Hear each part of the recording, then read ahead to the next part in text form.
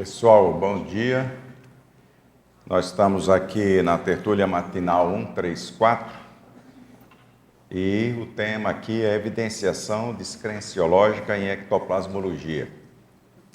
O que é que nós vamos apresentar aqui? As bases das pesquisas nossas lá na Ectolab e principalmente a questão aqui da essência que trouxe o arcabouço teórico aqui do livro.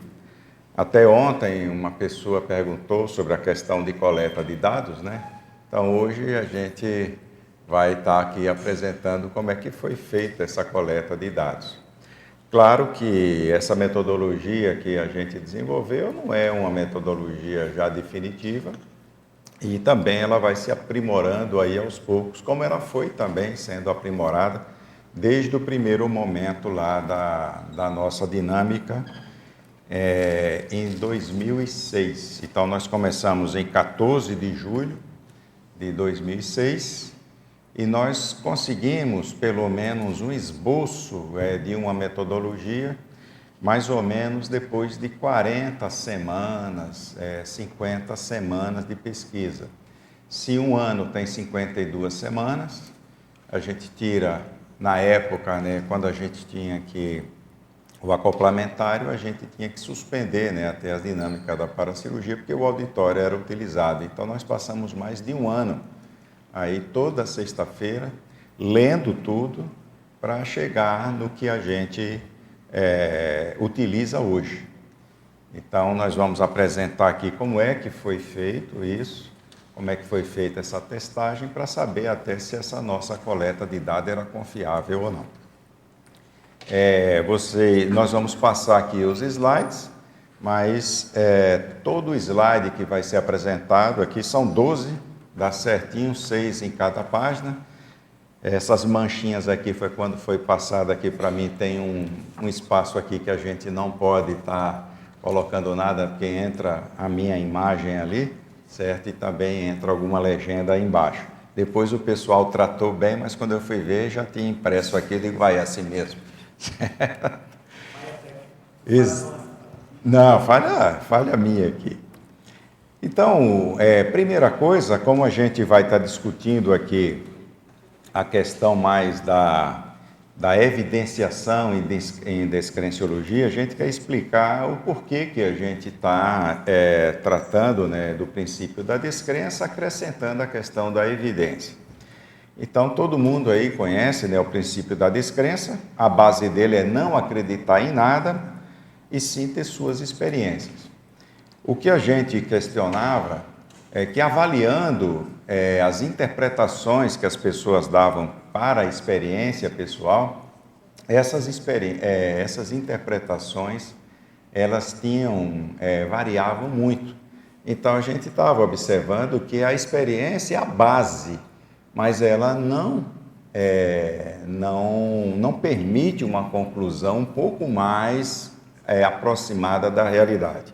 Eu falo um pouco mais aproximada porque a gente tem que tomar cuidado com essa questão de realidade e verdade, certo? Então, vamos pegar aqui, eu sempre trago a questão da experiência de quase morte, que é a mais comum dentro até do universo de pesquisa, até fora da própria conscienciologia. Então, uma pessoa experimenta, então ela passou pela experiência, ela não está estudando a experiência da quase morte, ela passou pela experiência da quase morte. Aí você vai pegar quais foram as conclusões que essas pessoas que passaram pela experiência da quase morte tiveram.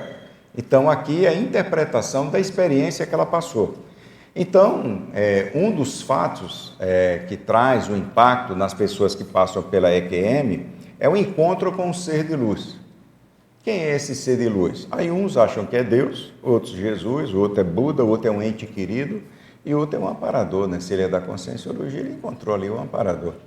Então, você vê que para uma experiência da quase morte, uma experiência mais ou menos precisa, tem diversos tipos de interpretação, certo? Qual deles aqui está correto?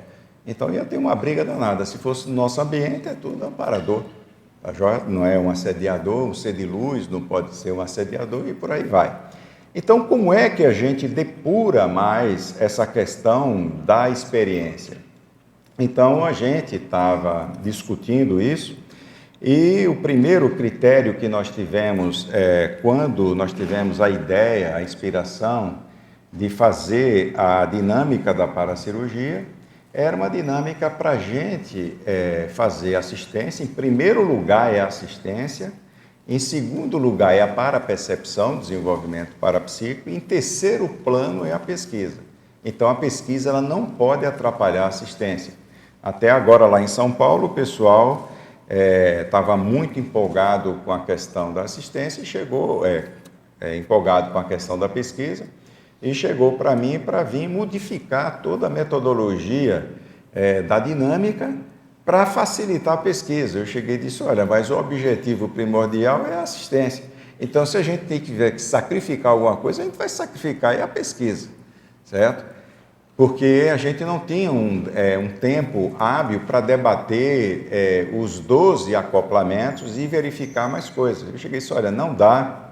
Até nós fizemos um curso que a gente tinha dinâmica na sexta e debatia todos os campos. Sábado de manhã, 3 horas, mais sábado à tarde, 3 horas, domingo de manhã, 3 horas. 9 horas de debate e a gente montava o quadro todo da dinâmica, mais ou menos nos moldes que a gente faz essa pesquisa. Mesmo assim, ainda ficava muita coisa a ser investigada. Então, a pesquisa, no nosso caso, ela é terciária. O desenvolvimento parapsíquico, a dinâmica não foi feita para um desenvolvimento parapsíquico. O desenvolvimento parapsíquico ele vem em decorrência da própria assistência. E a pesquisa em decorrência da parapercepção. Sem parapercepção não tem coleta de dados. Então, ela está em terceiro plano por causa disso. Então, eu cheguei e disse, pessoal, se vocês quiserem fazer uma dinâmica que o foco primordial, o foco primário seja a pesquisa, nós vamos fazer uma outra. Mas a DIP, o fundamento não é pesquisa. Então, se quiser, a gente faz uma outra, não tem problema nenhum. Então, na hora que vocês estão observando, o maior destaque que a gente dá aqui é para a questão da interpretação. Então, uma das coisas que a gente tem que tomar cuidado são as interpretações. Eu vou trazer casos aqui que ocorreram dentro da própria dinâmica, certo? Para a gente entender o quanto que é importante o processo da interpretação. Então, aqui a gente está falando da experimentologia. Então, o princípio da descrença, ele requer o experimento. Então, como é que você estuda esse experimento, certo? E agora nós vamos partir para a interpretação da vivência, a interpretação da experiência. Tem diversas técnicas para a pessoa fazer a interpretação daquela experiência. O que nós vamos apresentar aqui é a técnica que nós aplicamos, foi a técnica que foi mais adequada até o presente momento para aquilo que a gente faz. Isso não significa que seja uma técnica universal que vai servir aí para tudo que é dinâmico ou para todos os objetivos de pesquisa parapsíquica. Até essa técnica aqui está sendo utilizada hoje no acoplamentário voltado para a questão da pesquisa. Depois a gente vai mostrar o porquê. Então, essa técnica que a gente aplica, ela visa buscar evidência, certo? Porque toda a ciência, né, ela procura evidência. A gente não vai buscar evidência dentro de uma metodologia científica convencional, mas nós temos que aproveitar muito da ciência convencional, porque já existem algumas coisas consolidadas e que podem ser aproveitadas por nós, certo? Então, não vamos chegar e tirar tudo da ciência convencional. O maior problema da ciência convencional não é o método, é o paradigma. O que é o paradigma? O paradigma é a caixa de ferramenta. Então, se você não admite nada que exista antes da vida nem depois da morte, que é o caso do paradigma materialista, toda a interpretação deles não vai levar em conta isso. Na hora que você coloca o paradigma consciencial que abrange isso, as nossas interpretações vão além da interpretação física. Mas a metodologia que a gente vai desenvolver, nós levamos em conta, certo, o paradigma consciencial. Então, nós temos que buscar evidências, certo?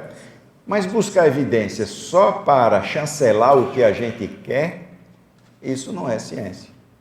Isso daí começa uma forçação de barra. Se eu quiser, eu vou coletando os dados, aqueles dados que não vão me trazer problema, não vão me contrariar, eu aproveito. Aqueles que são extremamente contrários àquilo que eu estou pensando, eu descarto. Isso está sendo utilizado muito em pesquisa com experimento com medicamentos. A indústria farmacêutica está fazendo muito disso, certo? E uma das críticas grandes são o escondimento de alguns resultados que descredenciam aquele medicamento para ser aplicado na população. Depois aí, esse medicamento entra no mercado, tem uma patente que vai durar X tempo, depois essa patente vai ser quebrada. E muitas vezes esse medicamento começa a matar muita gente, certo? E depois que você vai admitir que é o medicamento já deu lucro para a indústria farmacêutica. Então, você tirar, certo, da sua pesquisa os elementos que vai cutucar você, isso daí não te faz um pesquisador, isso te faz um manipulador de resultados coletados. Então, nós temos que buscar fatos ratificadores e fatos refutadores para que a gente chegue o mais preciso na conclusão, embora a nossa conclusão sempre ainda vai estar lacunada. Nós precisamos entender isso. Então, dentro dessa questão da interpretação, procurando a evidência, nós vamos partir para a experimentação. Sem experimentar, não se coleta dados. Coletou os dados, vamos para a interpretação. E o final é você fundamentar. Então, a fundamentação é a justificação que você vai dar. Como é que você liga as evidências, os fatos que você buscou, que são ratificadores, os fatos refutadores, para que leve você a algumas conclusões.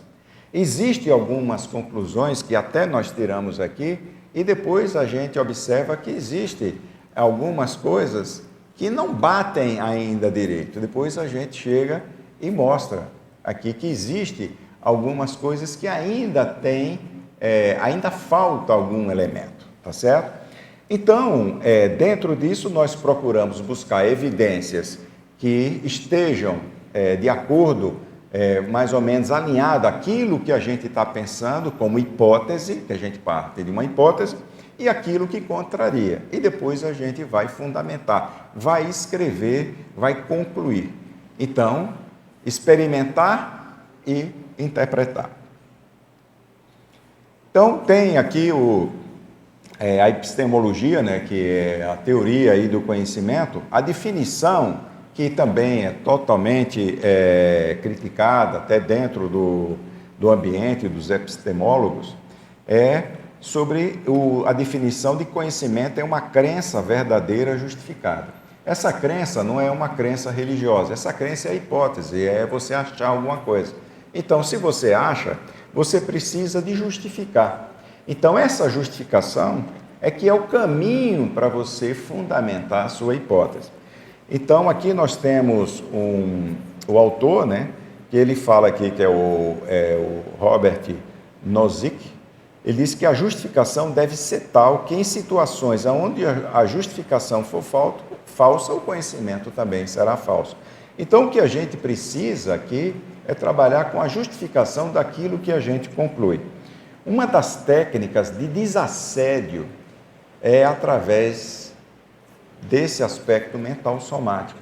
Muitas vezes nós fazemos ilações, nós fazemos inferências do comportamento de terceiros, criticando algum comportamento, e a gente entra num assédio muito grande porque a gente já faz uma conclusão imediata naquilo, sem a gente procurar esses elementos para que a gente chegue e vá concluir com melhor precisão aquilo que a gente faz. Então, uma das técnicas sérias de desassédio é a partir da racionalidade. Então, é por isso que o mental soma, ele acalma o próprio psicossoma. Se a gente tiver suficiente tranquilidade para buscar dentro da criticidade esses elementos que façam a evidenciação a favor ou contra.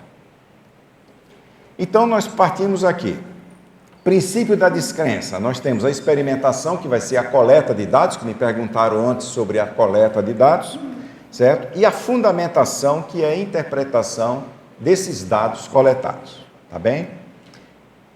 Aí, nós temos, vamos entrar agora no nosso tema, que é a evidenciação descrenciológica em ectoplasmologia. Então, voltado aqui ao nosso estudo, ao nosso livro, tá certo?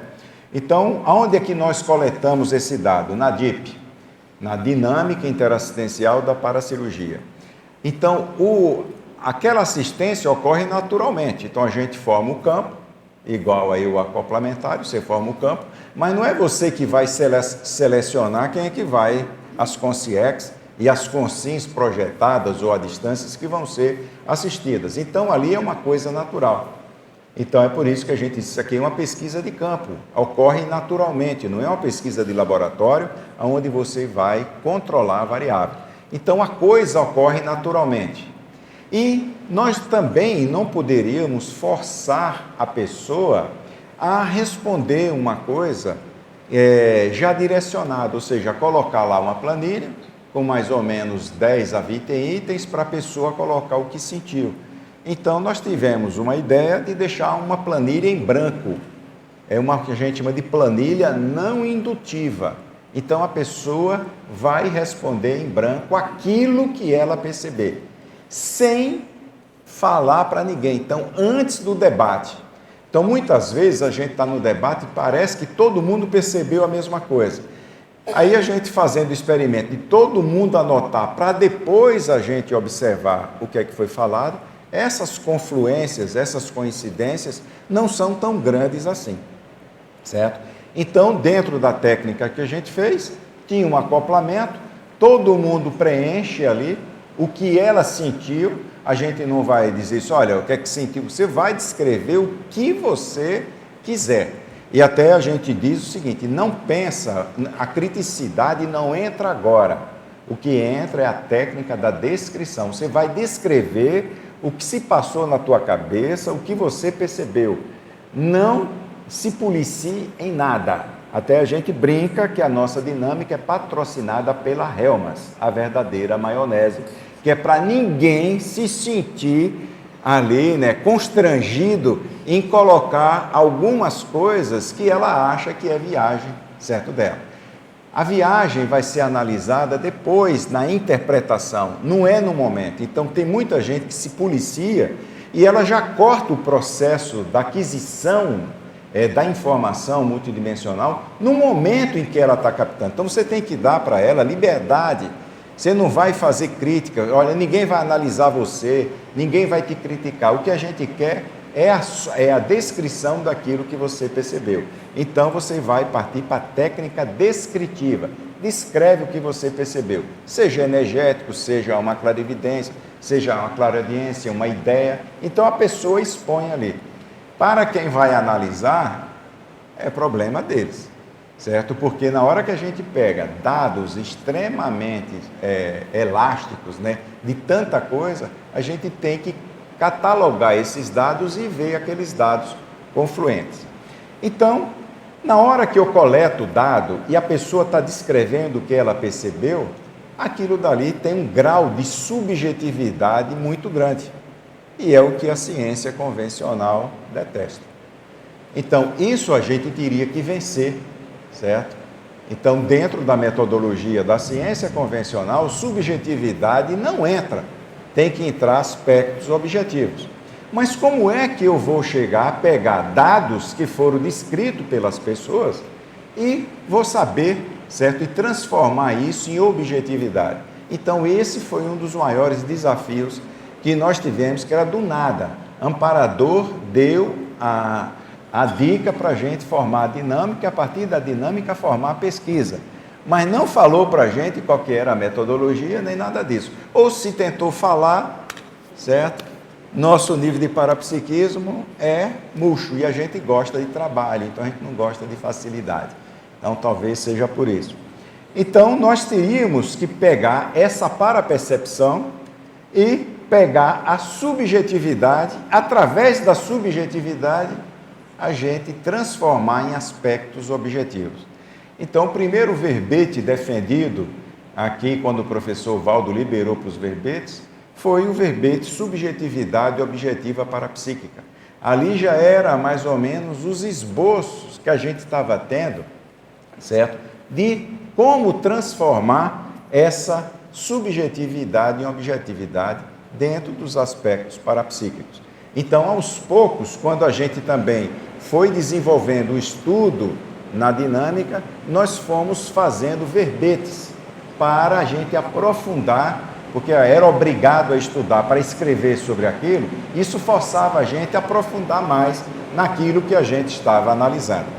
Então, quem quiser depois, entra aí nos verbetes, certo, da própria enciclopédia, vai achar lá subjetividade objetiva parapsíquica. Foi o primeiro verbete, que na época eram 20, o pessoal fazia aqui uma votação, né, e foi votado esse verbete aí. Então, o que é que a gente pega?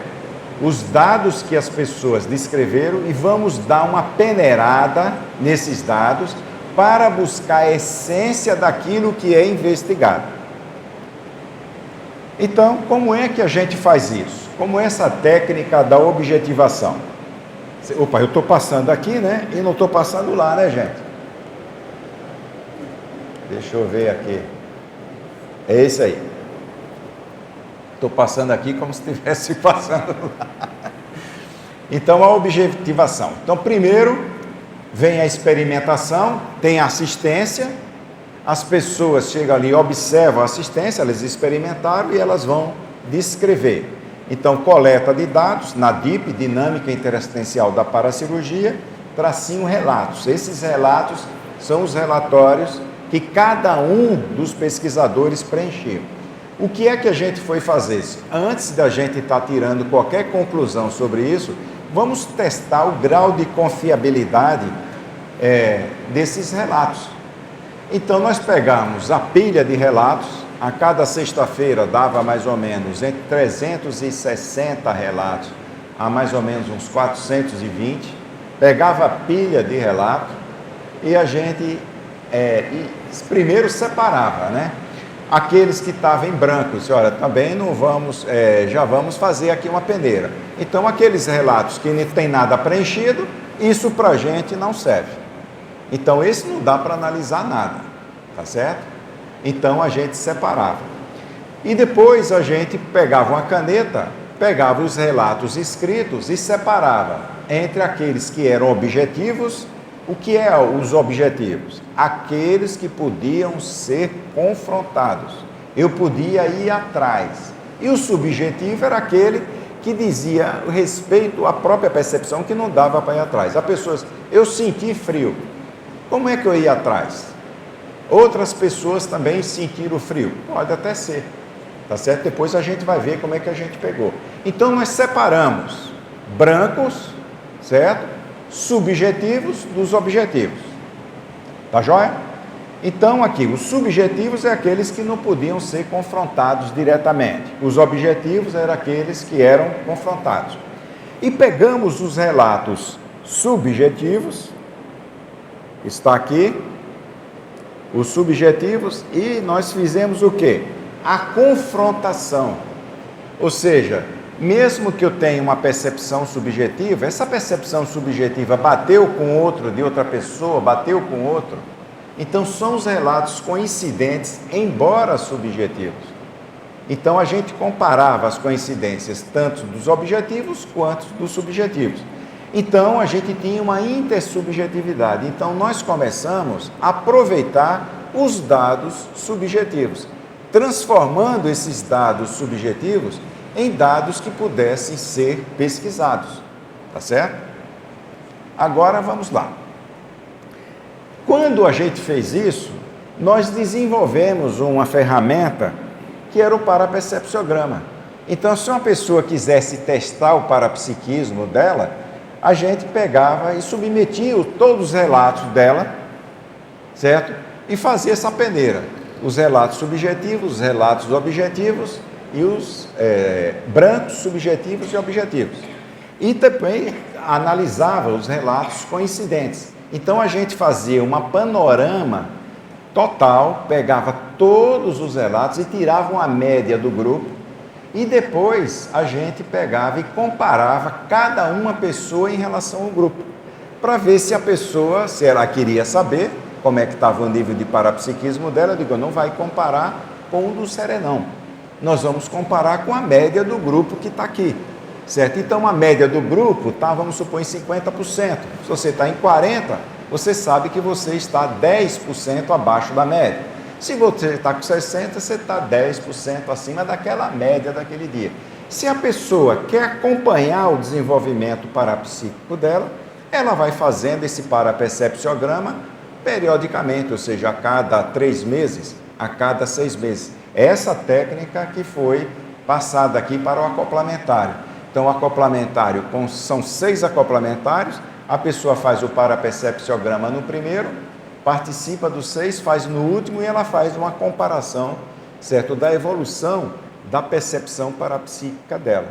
Então, esse aqui é um instrumento que a gente desenvolveu, tem um verbete parapercepciograma, certo, já apresentado aqui, quem quiser ver o verbete, e nós temos aqui o PROEP, onde a gente aplica o parapercepciograma. Tem muita gente que falava que não tinha parapsiquismo nenhum, e na hora que a gente analisava, o nível de parapsiquismo dela, pela nossa metodologia, estava acima da média do grupo. E a pessoa jurava que não tinha parapsiquismo. Além do branco, do intersubjetivo, dos coincidentes, dos objetivos, a gente ainda analisava o grau que ela trazia para a gente, de parapercepção, de clarividência, clareaudiência, de percepção emocional, certo? Que muitas vezes a pessoa não captava nenhuma ideia, não tinha uma imagem, não tinha um som, mas ela captava um processo emocional. Ela disse, olha, eu senti uma tristeza, certo? Eu senti como se estivesse em depressão, eu não tenho isso aqui não é meu padrão. Então a pessoa captava um processo emocional, ou se não, tinha pessoas que captavam ideias. Muitas ideias de temas para desenvolvimento de verbete foi captado na própria dinâmica, certo? Então, aqui nós desenvolvemos a ferramenta lá do parapercepciograma. E aí nós fomos testar o grau de segurança que a gente ia ter com essa ferramenta nossa. Então, nós pegamos aqui, pesquisadores, 1.194 visitantes, então não eram pessoas que frequentavam direto. Então nós pegamos 101 sexta-feira, que a gente chama de campo, certo? Então um campo da dinâmica da paracirurgia, cada sexta-feira. Então foram 101. Não foi 101 porque a gente queria formar o número 11, não. Certo? É porque nós determinamos um período e nesse período deu 101, tá certo? Então nós não forçamos a barra para dar o número 11, que é o número cabalístico, certo? Então foi 101 por isso. Então nós determinamos um intervalo, quando a gente foi ver deu 101 e vamos analisar 101. Por que não 100? Não, porque nós determinamos o intervalo, é o intervalo que vale, tá joia? Então nesse intervalo de 101 dinâmicas, nós tivemos aí 1.194 visitantes e pessoas que variavam ali na participação, 2.835.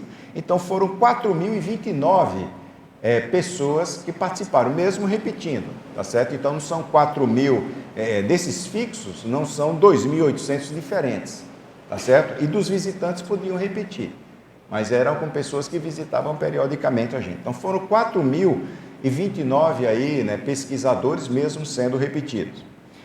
Nós aproveitamos 31.928 relatos. Desses 31.928 relatos, 8.474 eram em brancos, foram retirados. 14.218 subjetivos. Objetivos, 9.236. Observe que os relatos objetivos são superiores ao em branco.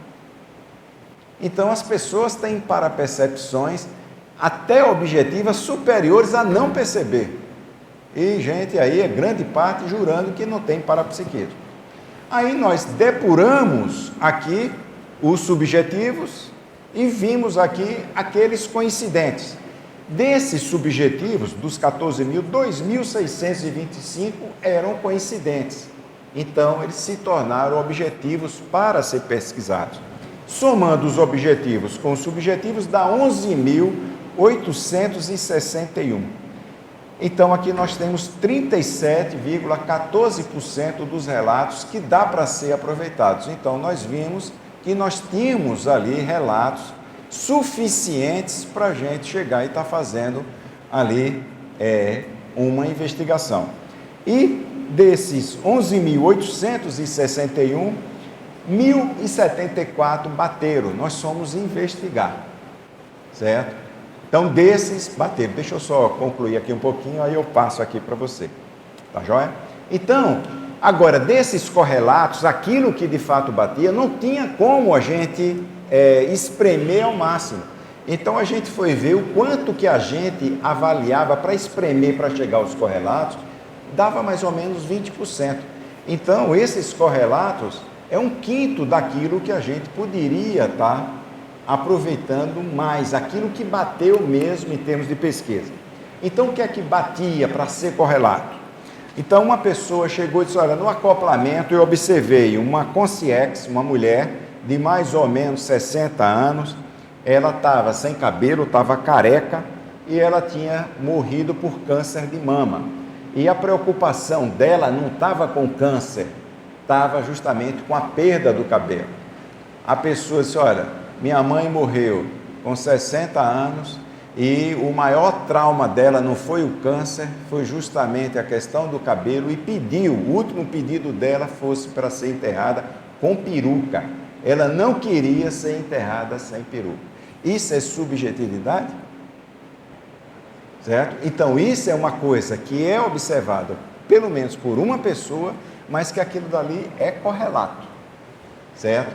Então, esse nível de aprofundamento a gente foi atrás. Desse padrão de observação, são mais de 1.000. Então, claro, se você tem 31.000, aproveitou 1.000, certo? Já é alguma coisa, mas dentro da objetividade nós chegamos aí a 11.000.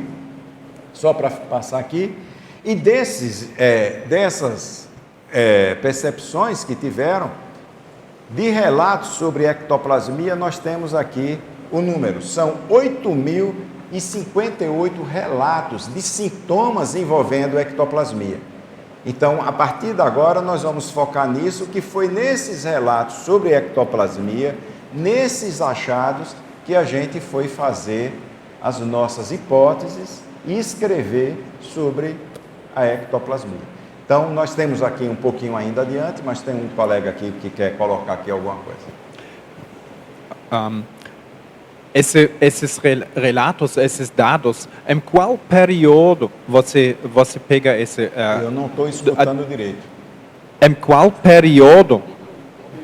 período você tem esses Não, dados? nós pegamos um intervalo aleatório, certo? Na época, nós estávamos mais ou menos com quase 300 relatos. Nós chegamos e passamos, assim, né, uma faixa. Olha, porque não dá, porque se a gente fosse analisar 300... era muita coisa, a gente tinha um número pequeno de pessoas. Então, nós pegamos, vamos fazer análise de 100. Se você faz uma análise estatística bem aprofundada de 100, você faz aí como se, você tirando um percentual, você tem aí uma noção do que se pode avaliar. Claro que o ideal, hoje nós estamos com 550. Você imagina agora, se a gente tinha 31.000, certo, relatos, com mais ou menos 100 experimentos, com 500 aqui nós vamos ter 150.000. Então isso ia dar um trabalhão para a gente estar fazendo. Foi por isso então que nós pegamos o intervalo. Se esse intervalo está preciso ou não está preciso, a gente não sabe.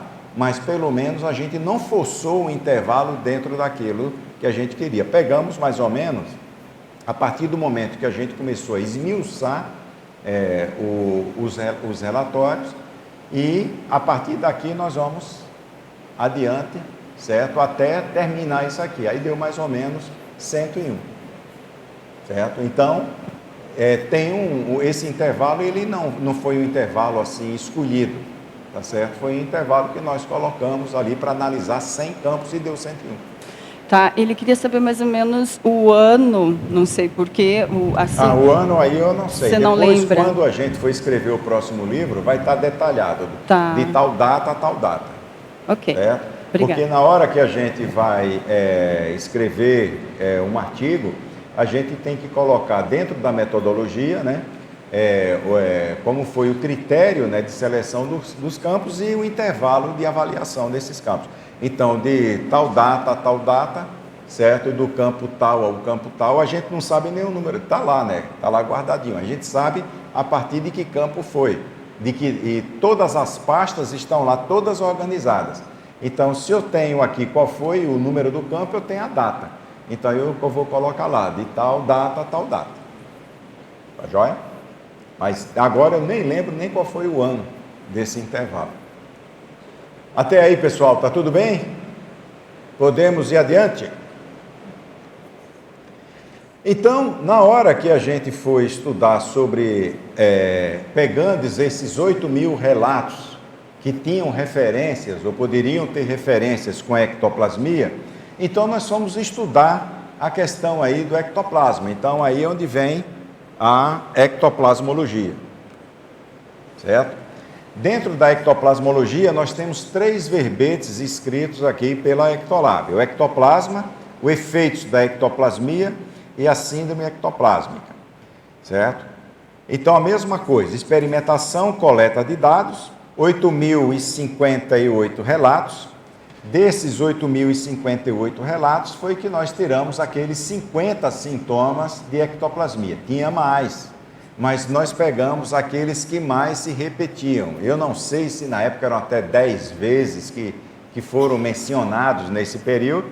Escolhemos esses sintomas, 50. Aí o que é que nós fizemos? Paramos com 50 sintomas, isso é uma parte da pesquisa, voltada só agora para a ectoplasmia, tá certo? Se quiser fazer pesquisa de parapsiquismo, tem dados demais.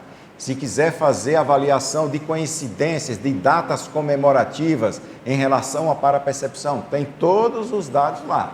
Nós pegamos agora a ectoplasmia, 50 sintomas, paramos com isso aí. Peguei agora o livro de neurofisiologia. Cada sintoma dentro da parte médica é acionado através de que eixo neurofisiológico, tá certo?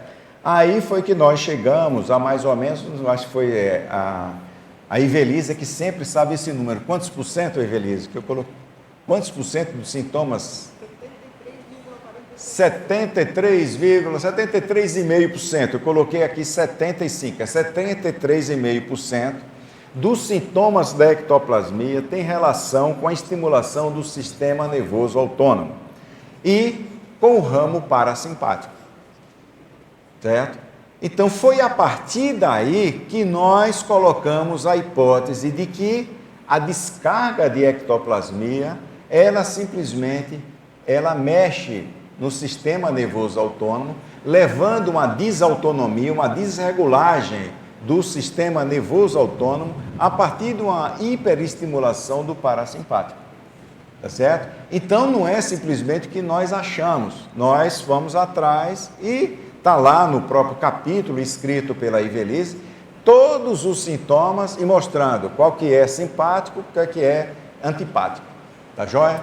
Então, a cadeia parasimpática, ela provavelmente é acionada. Então, daí onde é que vem a nossa hipótese. Então, nós levantamos os dados e fomos ver. Então, se a pessoa ela tem um aumento do peristaltismo, ou seja, aquela barriga borbulhando, na hora que ela tem um fenômeno de ectoplasmia. Quando você vai para o estudo da fisiologia, qual é o mecanismo neurofisiológico que faz isso? Estimulação parasimpática. E a gente foi vendo um a um e 73,5% dos sintomas selecionados dos 50 bate com estímulo parasimpático. Tá certo? Então, aí é onde é que vem a questão da gente estar escrevendo sobre esses aspectos. A pesquisa foi feita no intervalo de 2011 a 2015, o ano.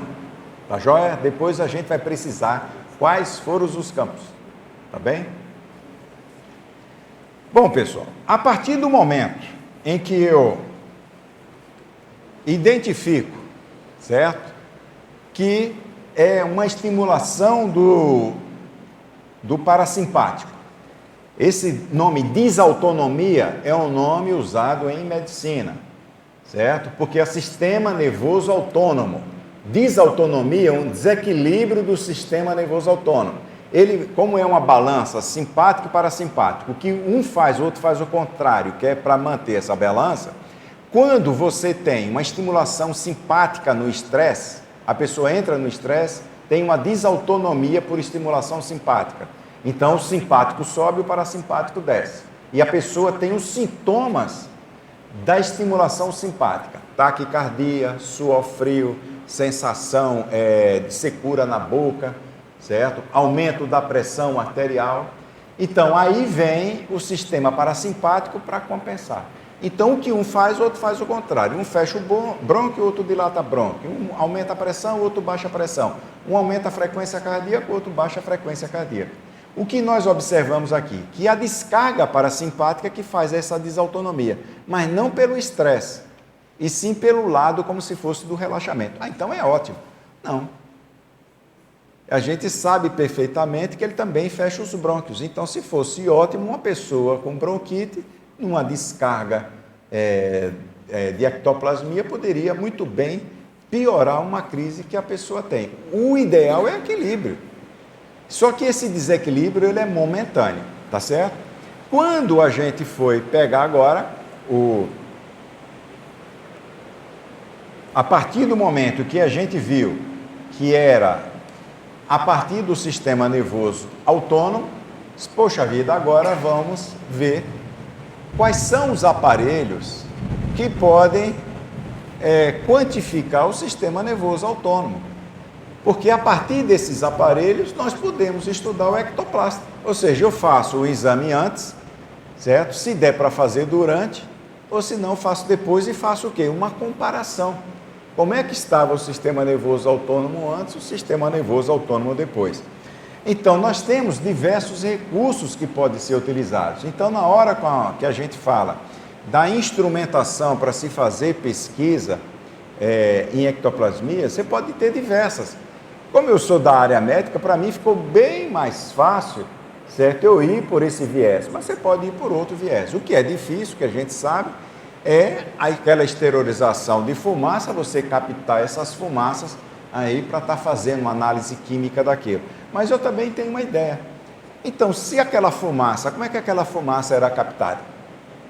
Eu cheguei e disse, mesmo que a fumaça não apareça, um ectoplasta ele pode soltar ectoplasma pela boca. Se eu tiver algum aparelho que o ectoplasta ele possa colocar ali na boca e na hora que ele sentir aquilo, ele jogar mais ar nesse aparelhinho e a gente puder analisar, certo? Melhor. Tem aparelho hoje, na parte de medicina, que eles avaliam pessoas com problema asmático decorrente de problema intestinal. Então, antes a medicina nem admitia uma coisa dessa. O que é que intestino tem a ver com o processo pulmonar? Então, mostrando que o segredo da saúde é a parte intestinal. Então, hoje tem exames que é feito para você simplesmente soprar, ver a quantidade de hidrogênio que é lançado ali, que é quantificado, que vem pela própria desordem do aparelho digestivo e que piora pessoas asmáticas ou pessoas com um problema pulmonar. Então eu cheguei e disse, poxa vida, o que é que eu posso estar captando? Só que esses aparelhos medem coisas específicas. E eu tenho que verificar se tem outros aparelhos que meçam outros gases que a gente pode testar, esses gases que provavelmente podem ser expelidos. Então tem diversas estratégias, basta que a gente pense, tenha alguma ideia para a gente ir atrás. Então, dentro da parte de cardiologia, nós temos o Holter, o eletrocardiograma, que mede a variabilidade da frequência cardíaca.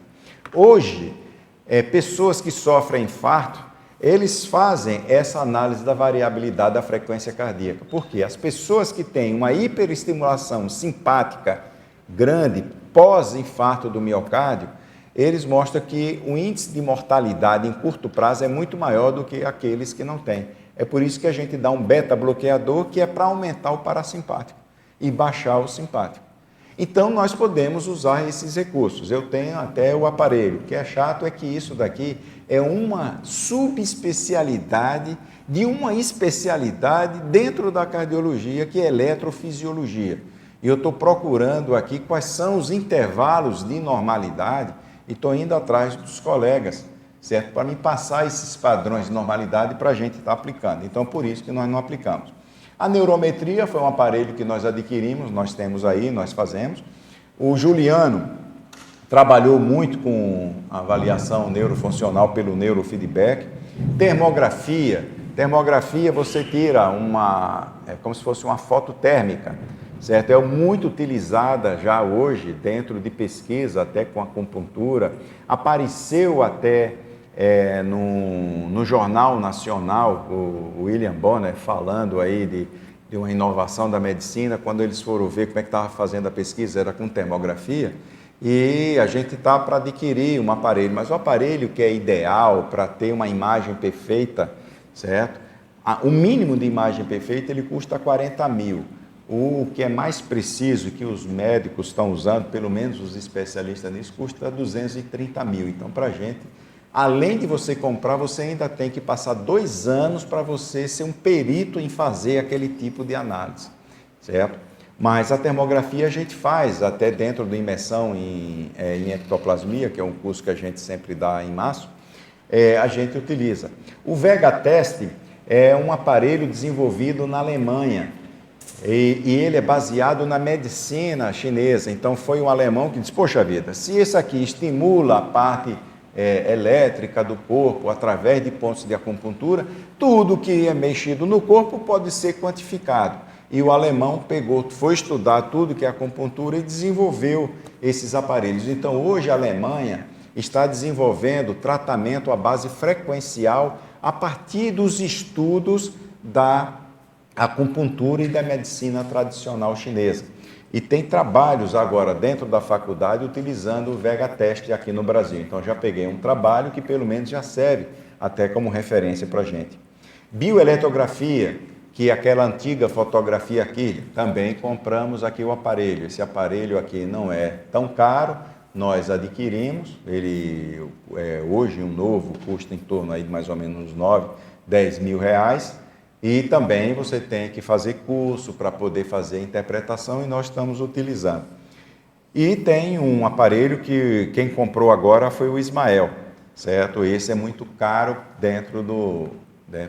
para a gente aqui, que está custando em torno de 77 a 85 mil reais, que esse eletrointersticial scan está sendo utilizado muito ele é baseado justamente no sistema nervoso autônomo, equilíbrio simpático e parasimpático, para dar uma estimativa de prognóstico de pessoas já com doença avançada, doença crônica avançada.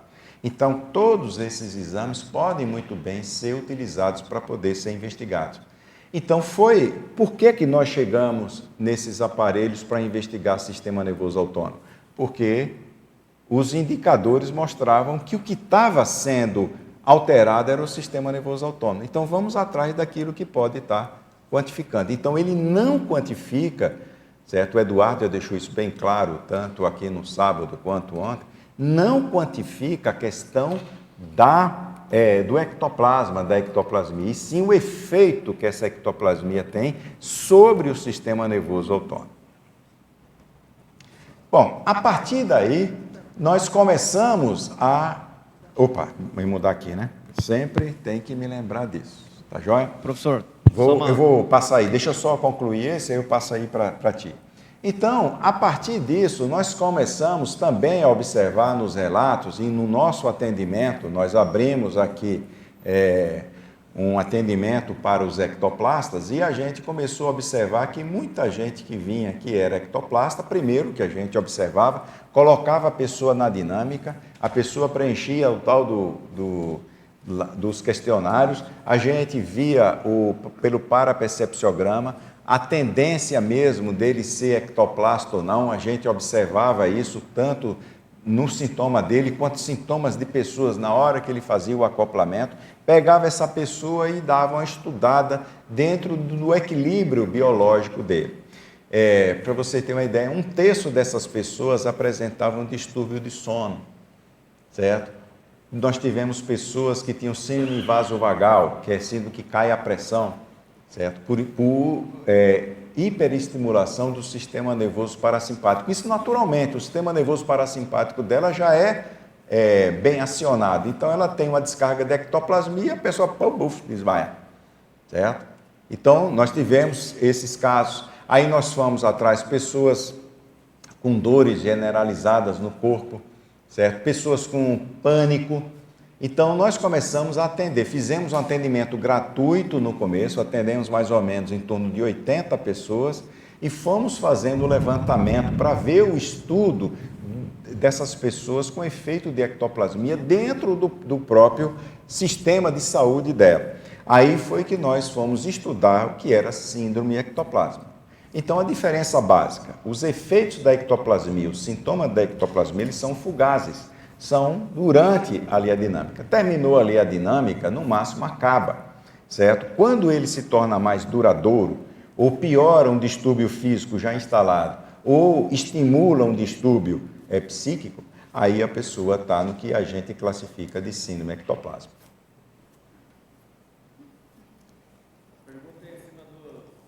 Dos aparelhos ali, aquela vez que foi utilizado aqui, que inclusive mediram do professor Valdo, na questão que tinha a medição do radical livre, né? Também, era isso? Não, Ele até me mostrou o exame. De radicais livres foi feito aqui no ECP2, você vê uma coisa, né? Aquele com Ismael aqui, Não, do Ismael é o Vega Test. Foi o Vega Test que foi feito aquela vez? É o Vega Test que a gente observa. O que é que o Vega Test faz? Mas o Vega Test mostra o tecido intersticial também? Não, o Vega Test ele mostra como é que está o equilíbrio de energia dali da pessoa, certo? Então, o que ele observa é o fluxo de energia, chama de impedância, né? Então, tem o impedimento e o fluxo de energia. Então, você faz o Vega Test antes e você observa mais ou menos aonde é que tem as deficiências energéticas, onde também tem hiperestimulação energética. A pessoa instala o estado vibracional no tempo que ela quiser, potencializa a ectoplasmia através do estado vibracional e você faz depois. E a gente compara, certo? A pessoa antes e depois.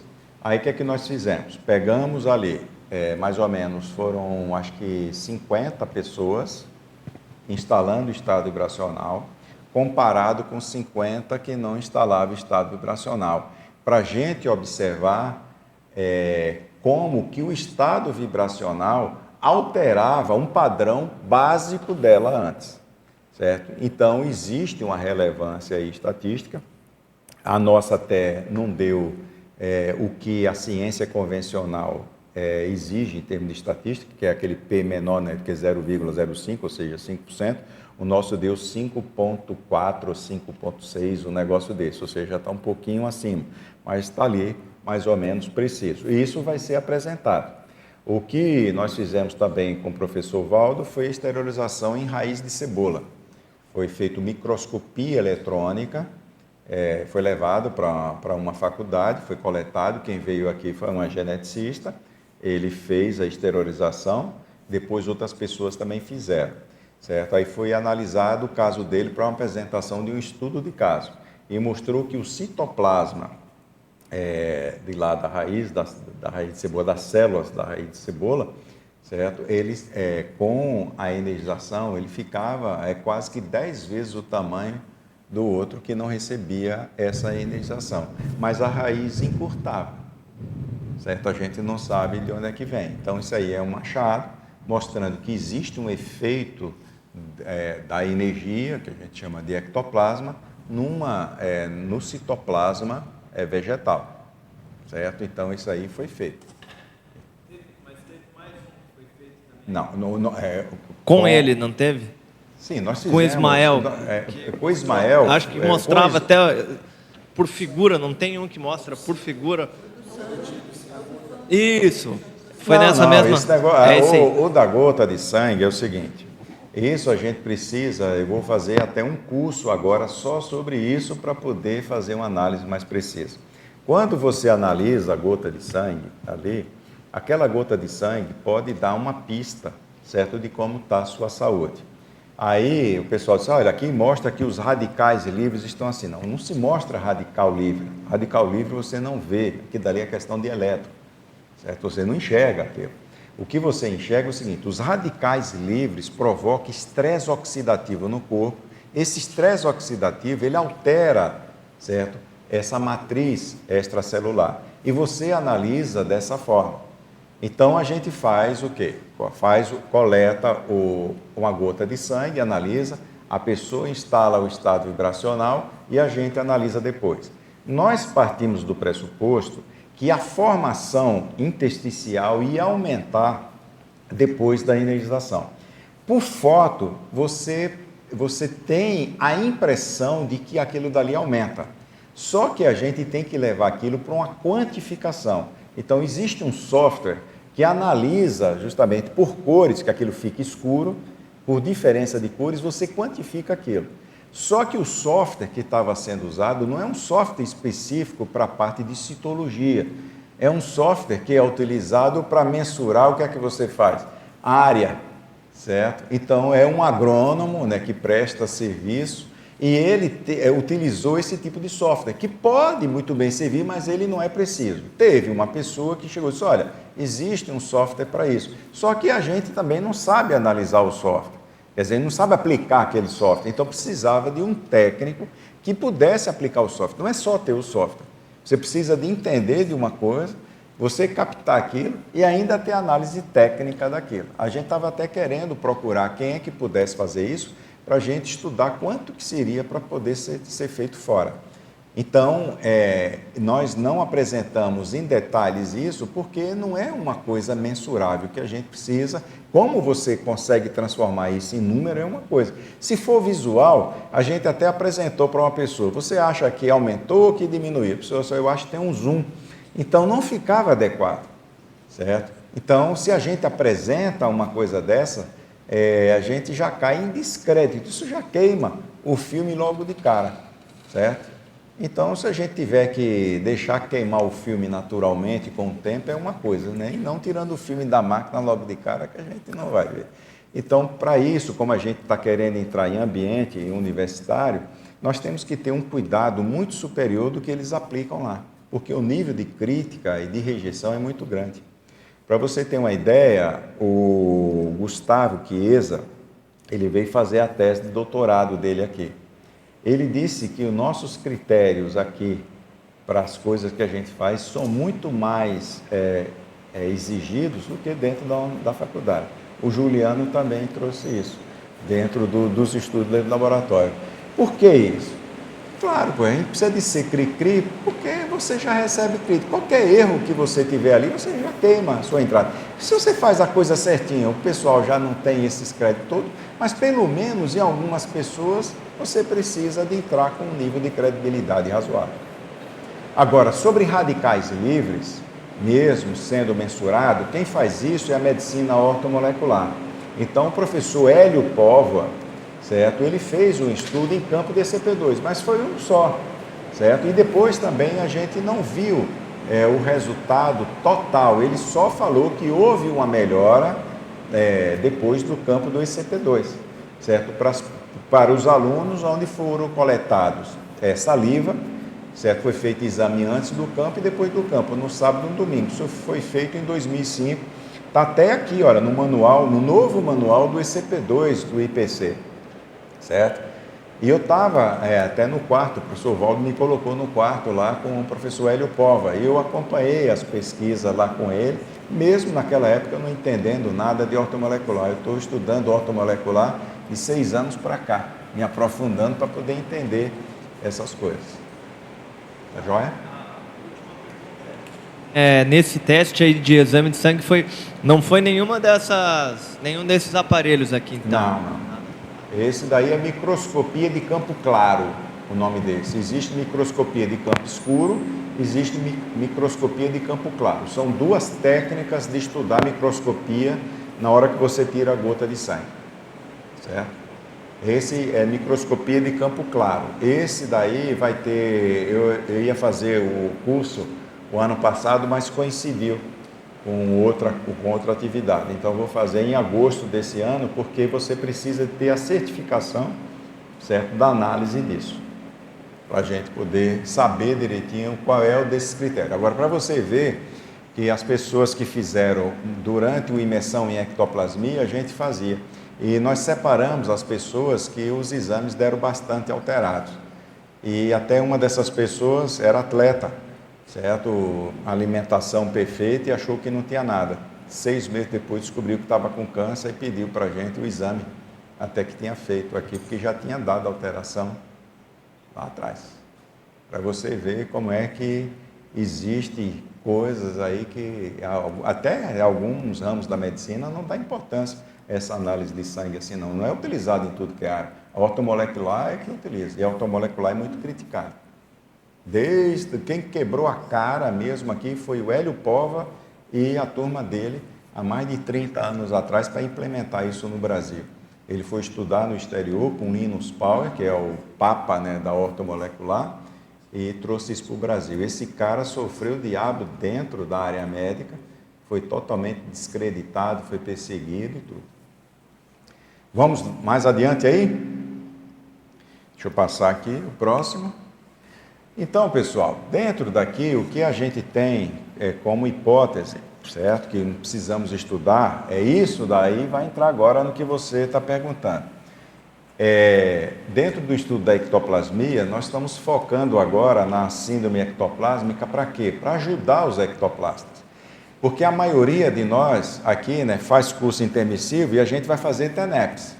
TENEPS nós vamos estar fazendo o quê? Uma instalação de campo todo santo dia, 50 minutos todo dia. Nós participamos de dinâmica parapsíquica, nós participamos de acoplamentários, participamos de ECP2.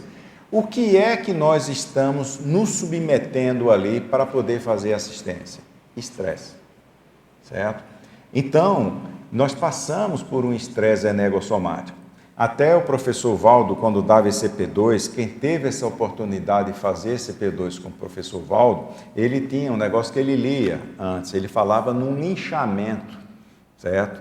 Então, até o pessoal pedia para ele tirar aquele nome, que o linchamento, ele chegou assim, não, o termo é esse mesmo, vocês que não sabem o que é está ali, né, como é PICOM, então o termo é esse e eu não tiro. Vocês não sabem, vocês dão palpite teórico, tá certo? Então, na hora que vocês estiverem trabalhando e acharem que não existe linchamento, vocês tiram dizendo que é coisa da minha cabeça, mas enquanto eu estiver aqui, esse nome continua.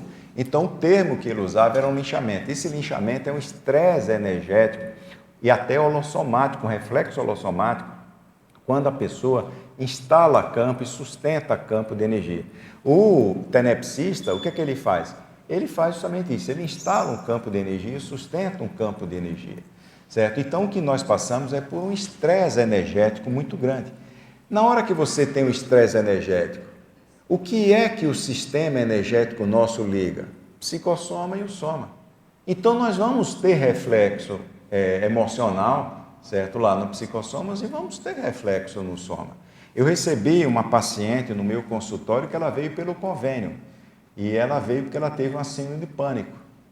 Mas como a síndrome do pânico, da falta de ar e da taquicardia, quem se beneficia é o cardiologista. A pessoa procura o cardiologista, certo? Aí quando ela veio, me veio a inspiração, disse, isso aqui é processo de mediunidade dela. Aí esperei, vem pelo convênio, né? Como é que eu vou falar desses negócios aqui dentro? Daqui a pouco eu estou sendo processado pelo conselho, o convênio é acionado, eu estou perdido aqui, vou até queimar a clínica. Aí dei um jeitinho e tal, aí depois eu perguntei, né, lá no final, olha, só uma pergunta por curiosidade, certo? Você por acaso frequenta centro espírita? Ela disse, eu comecei a ter isso quando eu comecei a frequentar. Eu digo sessão de obsessão, se foi. Então, ela começou a ter síndrome de pânico assim que ela começou a frequentar sessão de desobsessão. Chamaram ela porque ela é médium. Então, uma coincidência muito grande. São pessoas que não é da conscienciologia, ela tinha entrado no espiritismo há um ano, estuda o evangelho, estuda essas coisas, mas o pessoal não aprofunda isso. Até eu cheguei para ela e disse, olha, tem um livro espírita de um psiquiatra que fala sobre o síndrome do ectoplasma, que cita essas coisas, certo? Para pelo menos ela, disse, olha, que o termo da conscienciologia, uma rejeição, pode acontecer, certo? Então, a gente começa a observar o quanto que a gente passa por um estresse. Eu trouxe aqui um artigo só porque muita gente não dá importância à questão do estresse. Influência do estresse nos níveis sanguíneos de lipídios, ou seja, colesterol, triglicérides, de ácido ascórbico, vitamina C, zinco e outros parâmetros bioquímicos. Então, isso aqui é um trabalho científico publicado na Cielo, certo? Numa revista científica, que mostra a influência do estresse, tanto físico quanto estresse psicológico, nos níveis das vitaminas, certo? Do nosso corpo. Então, observe quanto, se eu quiser fazer também um estudo do nível de estresse, certo? Que um campo desse provoca, eu posso muito bem estar dosando e acompanhando essas pessoas. Você vai começar a fazer TENEPS. Você dosa aqui, depois de 6 meses ou um ano de TENEPS, você pode estar dosando. Então, para você ver o quanto que é importante a conservação do soma, porque isso aqui vai dar um estresse. Apareceu aqui um caso também para a gente de uma pessoa com depressão, com ideação suicida, certo? Fui pedir os exames de sangue, certo? Então, ideação suicida e assédio, claro que tem assédio. O nível de ferro da pessoa estava lá embaixo. Mas o que é que o ferro tem de importância? O oxigênio só vai para os tecidos, certo? Na hemoglobina, acoplado com ferro. Se a pessoa tem anemia, vai faltar o oxigênio dentro lá da célula. A pessoa estava no nível crítico, nós encaminhamos até para hematologista, certo? Para ver se ia fazer reposição de sangue, ia tratar. E muitas vezes você tem que dar vitamina C para essas pessoas, ferro, vitamina C, certo? E muitas vezes até tem que fazer reposição. Agora, como é com uma pessoa que está acoplada com uma consciência totalmente patológica? E o acoplamento, o segredo da nossa saúde é o cérebro. Você está numa anemia profunda, você não tem uma oxigenação cerebral adequada. Como é que você banca o seu campo de energia, certo? Em cima de um assédio muito grande. Então, são coisas que a gente precisa de dar importância e de estar lúcido para esses aspectos. Porque muitas vezes a gente também entra num processo multidimensional, fala multi, mas esquece que a gente está com os pés no chão, certo? E aquilo que o Valdo falava, pés no chão e o mental soma no cosmos. Mas nós temos a síndrome do psicossoma curto. Ou está só com os pés no chão ou só com o mental soma no cosmos, não consegue esticar, é muito curto o psicossoma. Então essa lucidez é muito importante para a gente, porque o corpo físico sofre muito com o estresse energético que a gente passa, certo? Baixa a resistência e a gente pode muito bem pegar uma infecção, certo? E ter consequências através de um estresse energético que a gente vai passar, porque isso mexe tanto no corpo físico quanto mexe no aspecto psíquico. Então, eu tenho passado de agosto para cá, em diferentes situações, um estresse intenso, né?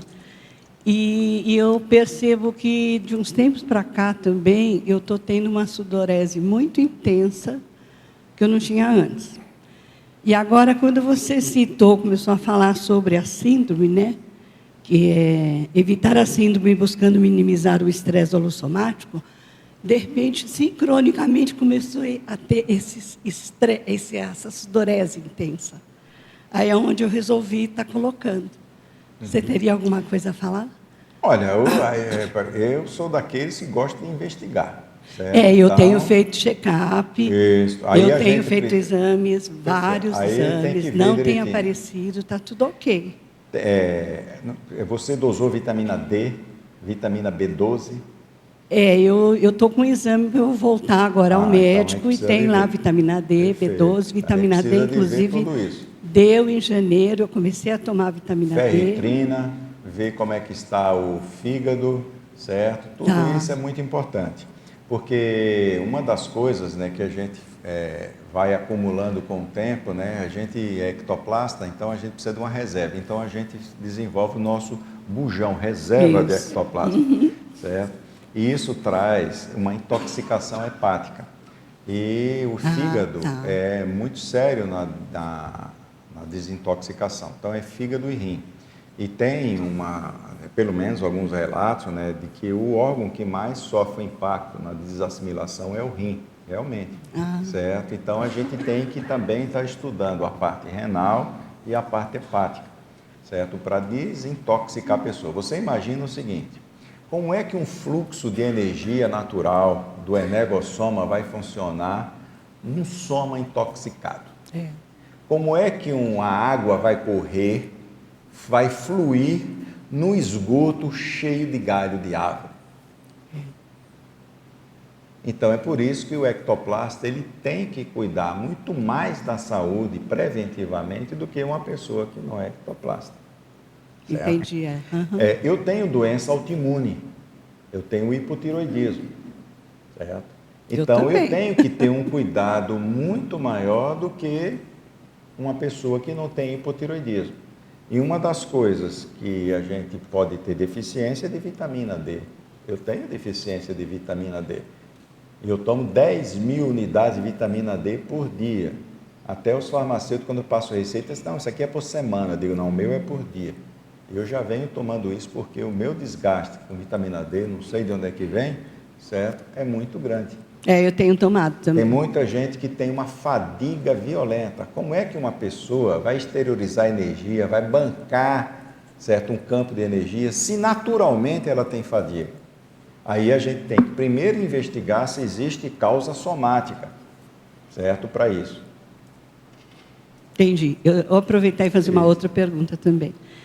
Quando você estava falando de testes, pesquisas com o sangue, aí me veio a ideia de que se o tipo sanguíneo teria diferença. Olha, eu não sei, certo? O professor Valdo fala, né, do sangue, né, O negativo, que é o doador justamente universal, esse que é... certo? Mas, repare, ele está trazendo uma informação que essa informação nós não testamos. Eu só respondo por aquilo que a gente, pelo menos, tem alguma pista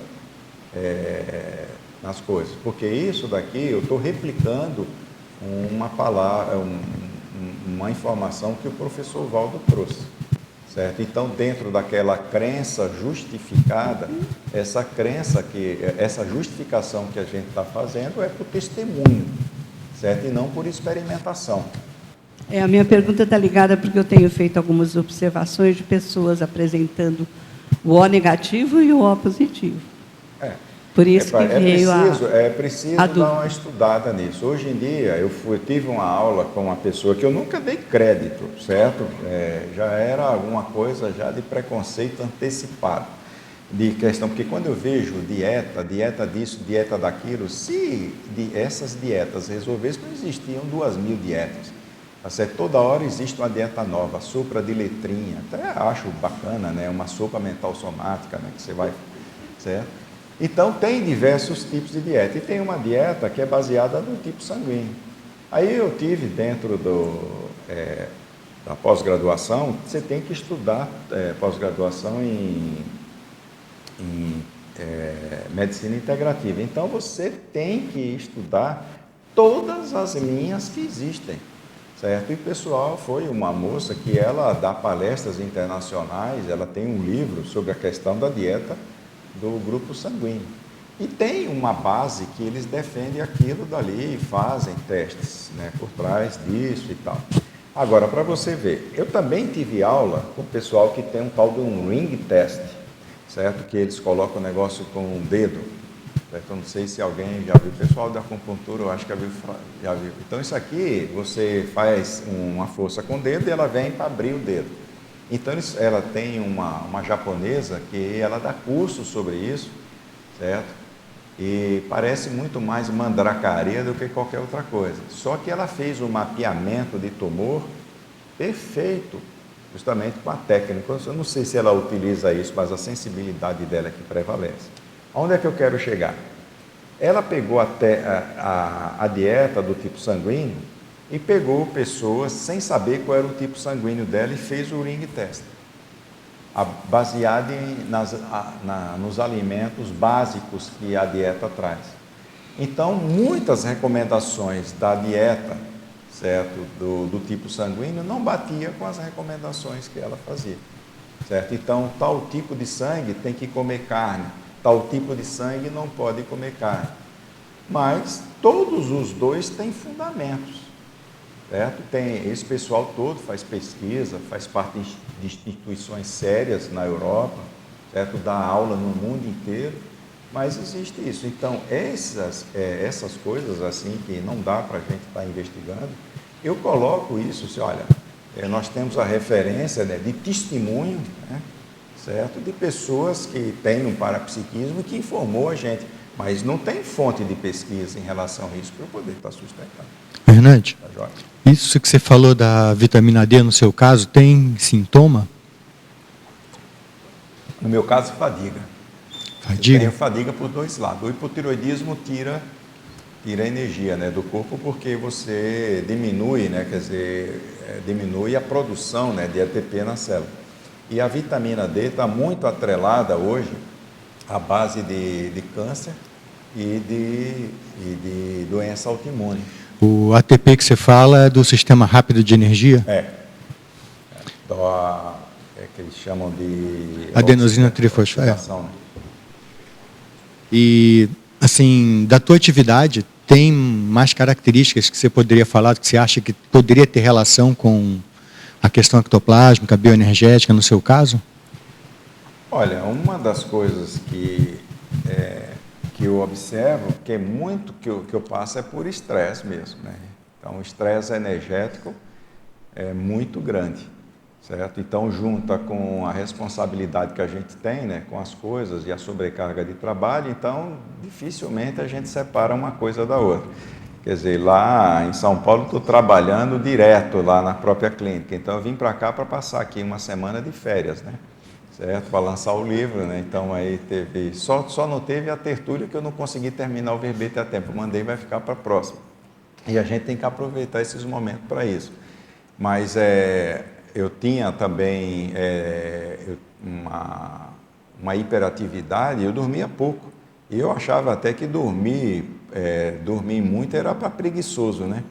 E depois eu tive que forçar a barra para poder dar uma descansada. Então, uma das coisas que me trouxe foi fadiga, certo? O esgotamento energético, eu tive que fazer todo esse levantamento. Agora, só que eu tenho, né, uma coisa de base que é uma doença autoimune, então uma coisa se mistura com a outra. Dentro do que eu observei, aí que me apareceram casos de pessoas até achando, né, que a TENEPS não estava funcionando, a pessoa muito cansada, essas pessoas têm um distúrbio do sono, quer dizer, o sono é que recupera as energias da pessoa, né? Mas até que ponto aquilo dali era um distúrbio de sono físico, certo? Ou aconteceu depois de um estresse energético, quando ela começou a fazer TENEPS. Mas ela só percebeu isso quando chegava na TENEPS, ela estava fadigada e apagava. Então, a gente ainda precisa, né, de ir caminhando para ver as correlações mais precisas naquilo, né? Esse trabalho que o Hélio Póvoa fez, a gente pode muito bem fazer, né? Dosar, né, essa substância num período e dosar em outros períodos, né, para a gente ver, né? Para a gente estar acompanhando. O Hernande, voltando no caso da moça que você falou que estava com problema de estresse e problema de pânico, talvez eu tinha perdido alguma coisa do que você falou, mas aí pode ter sido um dos motivos, o negócio da falta de desassimilação? Provavelmente. Dentro do centro espírita se fala em desassimilação? Não. Lá você tem que ser pau para toda obra, certo? Você tem que ser firme e tal. Agora, coincidência, isso aqui. Eu perguntei para ela, ela falou que ela começou os sintomas quando começou a participar. Foi a partir da 3ª semana que ela estava participando de sessão de desobsessão. Nisso aí é uma coincidência. Um caso só é um estudo de caso, certo? Mas é bom, né, a gente observar outros casos de pessoas que também estão dentro da mesma atividade para ver se essas pessoas desenvolvem. Te falo isso porque, em certa forma, concorda com uma situação, um caso de pesquisa pessoal que eu tenho. Ou seja, quando trato de determinados temas que, logicamente, entram em pequenos estados de estresse, tá? Logicamente, quando eu deixo de fazer a desassimilação, acontece muito essa questão. Eu também, eu acho que seja por aí, por falta de desassimilação, né? E até é bom, né, para a gente testar o nosso grau de desassimilação, né? Pode ser avaliado justamente pelo grau de bem-estar, né? Vamos supor, eu não tenho essas coisas, eu passo muito tempo sem ter. Agora, tem uma coisa, eu vou dar uma entrevista segunda-feira sobre o livro of X lá do Valdo. Tem uma parte de uma frase lá do Valdo que ele fala o seguinte, né? Na hora da nossa dessoma, o orientador evolutivo não vem atrás dos seus títulos, certo? Dos seus troféus, vem atrás das cicatrizes do seu psicossoma. Essas cicatrizes do psicossoma é o quê? O estresse emocional que a gente passa, certo? E são esses resquícios que a gente tem. Eu acho que uma das coisas, né, que me levou a orientação dos amparadores a trabalhar com a questão de paracirurgia é justamente isso, né? Ajudar a diminuir esse estresse. Mas você passa por um estresse para ajudar o outro também a sair do estresse, certo? Porque, engraçado é o paradoxo que tem. Na hora que a gente começa a ver, tem um paradoxo. Esse campo que o Dr. Hélio Povo analisou, ele observou que diminuiu o estresse oxidativo nos participantes. Mas por que é que um campo desse provoca estresse em outras pessoas? Isso a gente precisa de investigar. Isso é o que? Você ir atrás das evidências contrárias. Aí você vai vendo os paradoxos, para você também estar estudando. Então, o campo, ele é 100% homeostático para todo mundo, então a gente precisa analisar, foi por isso que quando a gente foi fazer a segunda pesquisa em CP2, nós começamos a analisar o pessoal, o EPICOM, certo? O pessoal que trabalha na equipe, aqueles que estavam como doadores e aqueles que estavam de primeira vez, para a gente fazer esse estudo em determinados setores, porque provavelmente a pessoa que é assistida, teoricamente, hipoteticamente, então a nossa crença, a nossa hipótese é essa, que essas pessoas vão ser beneficiadas, porque elas estão ali para serem cuidadas, para serem tratadas. E aqueles outros que estão ali para prestar assistência vão passar por um estresse. Aí eu quero comparar esse grupo que está nessa função com esse grupo que está na outra função.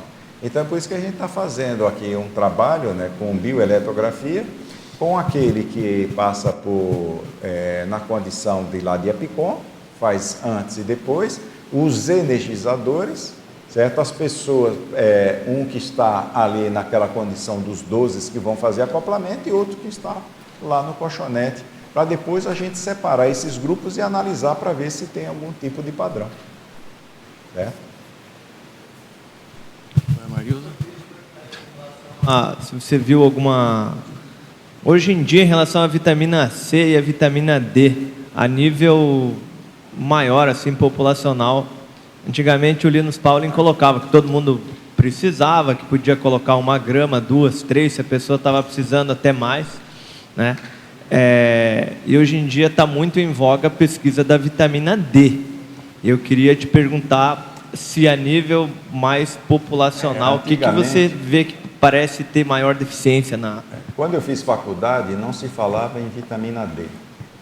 E hoje em dia fala que a vitamina D ela não é uma vitamina, ela é um hormônio. E outros falam que é um semi-hormônio, porque o hormônio ele é produzido dentro do corpo, a vitamina ela vem de fora, certo? Ela vem da alimentação, ela tem que vir de fora, ela não é produzida dentro. A vitamina D ela é produzida internamente, com um estímulo, do sol, estímulo externo. Então depende do estímulo externo. Então fica naquela, né? Mas ela é produzida internamente. Então seria um hormônio, não seria uma vitamina. Só que não se dava muita importância à vitamina D. Como também, quando eu estudei anatomia, meu livro de anatomia sobre a epífise, eu só tinha 2 folhas, você não estudava muita coisa sobre ela, certo? E sobre vitaminas, eu nunca tive aula. Eu mesmo fiz um opcional, uma matéria de nutrição, certo? Mas não se tinha nenhum estudo mais aprofundado. E sabe-se que essas vitaminas todas hoje são importantes nas reações químicas, certo? Então tem etapas de reação química que você depende da vitamina B12, B6, essas coisas. E a vitamina D, a gente dosando, eu trabalho lá numa clínica, no primeiro andar é pediatria. Os pediatras estão me mostrando lá, porque eu pedi, né, os resultados de vitamina D em criança lá embaixo. Para você ter uma ideia, eles colocam como normal acima de 20, certo? O pessoal que estuda profundamente vitamina D diz que o ideal é estar em 50 a 60, certo? Então, meus pacientes eu deixo no nível ali de 50 a 60 e fala que acima de 100 pode trazer problema, principalmente problema renal, mas é porque as pessoas, a vitamina D ela absorve muito cálcio. Então, isso pode trazer problema renal. Você tem que diminuir a ingestão de cálcio da pessoa. Então, tem diversas coisas. E a gente está evitando o sol. Está evitando o sol por causa de questão de câncer de pele. E está se entupindo de protetor solar. E esses protetores solares também são absorvidos e vai para o organismo e está trazendo problema. Hernandes, aqui ó. De qualquer maneira, professor, deixa eu só te... De qualquer maneira, assim, você chegou a ver ou alguém que faz a nível de estimativa, o que parece que a gente precisa mais, se é a vitamina C ou a vitamina D? Não tem nada disso não. Nós precisamos de todas as vitaminas. É por isso que a gente precisa de saber maior direitinho. E outra coisa, tomar vitamina assim aleatoriamente não se faz. Então, eu, no caso, eu doso tudo. Hoje em dia tem um cara que ele tem um tratamento de doença autoimune através de altas doses de vitamina D. Certo? Ele tem até reconhecimento internacional do aparelho, ele é brasileiro. E é Dr. Coimbra, o nome dele, pode até pesquisar aí na internet. Ele é que desenvolveu o protocolo de vitamina D para pessoas com lúpus. Certo? Então essas pessoas tinham uma fadiga violenta, eu tinha pacientes que não conseguiam nem pentear o cabelo por causa de cansaço, então não consegue levantar o braço. E a recuperação dessas pessoas foi com altíssimas doses de vitamina D, certo? Mas claro que você tem todo um protocolo, todo um cuidado. Então não é só atochar a vitamina D na pessoa. Uma última questão. O pessoal normalmente da medicina chinesa fala do fígado, né, como o órgão mais importante e tal. E ultimamente na nossa medicina convencional, algumas linhas têm colocado o intestino como sendo... A gente sabe que o principal é o cérebro, ponto. Mas em relação ao organismo, o que você vê dessa... O que você vê que a gente também tem maior problemática assim, no fígado ou no intestino? A principal alteração que a gente tem é no intestino. A principal. Não é fígado, você considera a princípio? Não, tudo que você come vai passar pelo metabolismo hepático. Tudo que você põe dentro do organismo, o primeiro metabolismo é o metabolismo hepático. Tem 2 fases no metabolismo hepático. Tem um negócio de citrocomo P450. Você pode anotar e vai lá pesquisar. A primeira fase de quebra, certo? Lá na parte hepática. Para a partir daí, aquilo ser eliminado. Depois tem a segunda fase. Então, tudo que é droga, tudo que é comida, você vai passar pelo fígado. Mas o problema maior é que a gente se intoxica demais, a gente não se alimenta, né? A gente aperta o pé, abre o bocão, que é a lata de lixo, e joga lixo lá dentro. Certo? Então, a gente está se intoxicando demais. Certo? Muita gente, né? E tem trabalhos seríssimos hoje mostrando a relação da saúde intestinal com a maior parte das doenças. A pergunta, qual é o órgão mais importante? Todos. O negócio é o conjunto, certo? O que mais é afetado é o aparelho digestivo, porque a gente come toda hora para poder chegar e estar se mantendo. Tem que defecar toda hora. E tem muita gente que come 3 vezes por dia e defeca de 3 em 3 dias.